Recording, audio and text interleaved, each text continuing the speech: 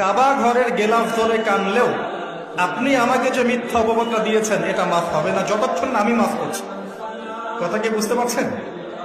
মনে করেন আপনি আমাকে মিথ্যা একটা অপবাদ দিয়েছেন এবং ধুয়ে রেখে দিয়েছেন একদম মিথ্যা অপবাদ দিয়ে। যতক্ষণ আমি আপনাকে মাফ না করছি, কাবা ঘরে গিয়ে গেলাফ ধরে কান্নাকাটি করলেও এই পাপ মাফ হবে না ইনশাআল্লাহ। এই অবস্থায় মৌত হলে কি হবে? পরকালে দেখবেন আমি দাঁড়িয়ে আছি আপনার জন্য। আপনার হিসেব হচ্ছে, হিসেব শেষ। আপনি সালাত, সওম, হজ জাকাতের নেকি নিয়ে উঠেছেন, কিন্তু দেখছেন আমি দাঁড়িয়ে আছি, আমার মতো আরো 10 জন দাঁড়িয়ে আছে। ওই 10 জনকে আপনি গালি দিয়েছিলেন, অপবাদ দিয়েছিলেন, তাদের গীবত করেছিলেন, তাদের সম্পদ বা সম্মানের হানি করেছিলেন।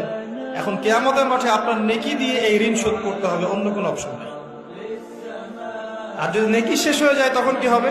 তখন আমার আমলনামা থেকে কিছু গুনাহ আপনাকে নিতে হবে। আল্লাহ পাক ন্যায় বিচার